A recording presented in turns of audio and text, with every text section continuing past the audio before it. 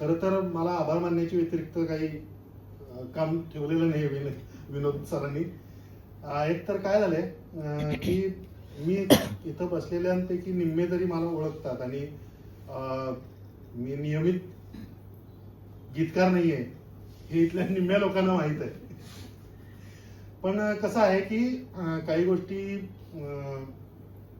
की असं असं करायचं आहे आणि मग ते कोणाकडून करायचं तर ते माझी आठवण काढली जाते.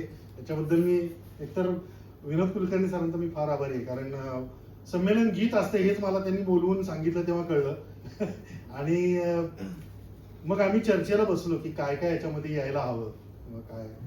तर पहिली गोष्ट म्हणजे आमच्या सातारच्या संमेलनाच्या नगरीचं नाव जे आपले संभाजीपुत्र शाहू आहेत त्यांच्या नावावरून आपण केलं आहे. स्वराज्य विस्तारक छत्रपती शाहू महाराज संमेलन नगरी, अशा ह्या नगरीमध्ये ते संमेलन होणार आहे.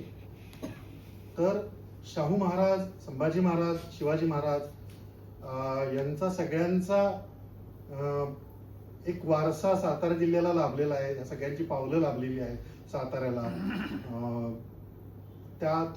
तो इतिहास त्याच्यामधून कुठेतरी ध्वनित व्हावा, त्याचा कुठेतरी उल्लेख त्याच्यामध्ये असायला हवा. दुसरी गोष्ट अशी आहे की मराठीला अभिजात भाषेचा दर्जा मिळाल्यानंतर पहिलं संमेलन झालं ते दिल्लीत झालं आणि या सन्मानाच्या नंतर म्हणजे मराठीला अभिजात भाषेचा दर्जा मिळाल्यानंतर मराठी मातीमध्ये होणारं पहिलं संमेलन हे स्वराज्याच्या राजधानीत होत आहे.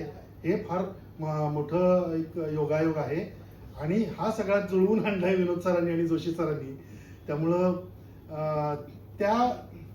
त्याच्यातला आतला आणखीन एक गुंता असा आहे की गुंता म्हणण्यापेक्षा योगायोगाचा एक आणखीन त्याच्यामधला भाग की जेव्हा मराठी भाषेला अभिजात दर्जा मिळण्याची जी चळवळ चालू होती ती साताऱ्यातून सुरू झाली. साताऱ्यातून 1,00,000 पत्र पंतप्रधानांना गेली. साताऱ्यातले कार्यकर्ते दिल्लीत जाऊन तिथं धरणे आंदोलनाला बसले. म्हणजे एका बाजूने संशोधनात्मक काम सुरू होतं, त्याच्यावरती रिपोर्ट तयार करण्याचं काम सुरू होतं आणि दुसऱ्या बाजूनी अशा बाजूनी आंदोलनात्मक सुद्धा काम सुरू होतं. ते साताऱ्यातून झालं आणि त्या साताऱ्यात हे संमेलन होणार. हे इतके सगळे योगायोग जुळून आलेले आहेत. त्यामुळं या संमेलनाला गाणं हवंच आणि या सगळ्याचा उल्लेख असणारं गाणं हवं. ही खरंच फार अवघड जबाबदारी होती. आता किती जमलंय मला माहिती नाही. ते परफेक्ट 100% नसणार आहे.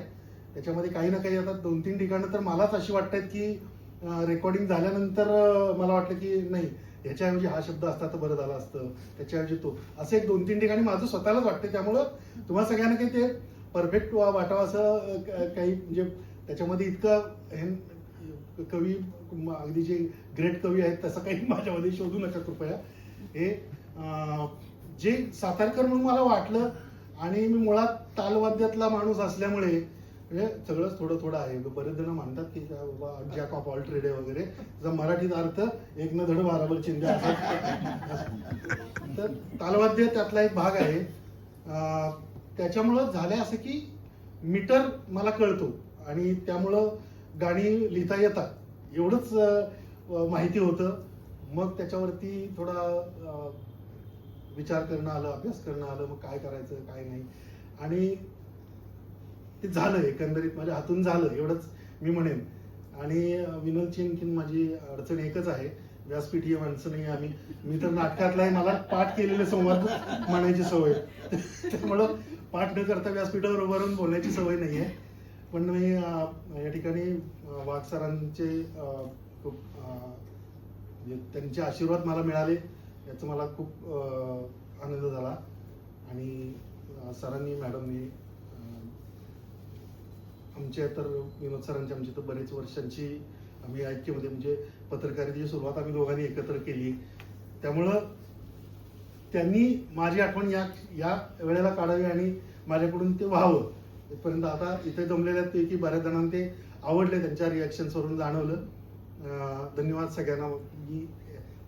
मला संधी दिली आणि सगळ्यांनी ते ॲप्रिशिएट केलं. विनल विशेष अभिनंदन.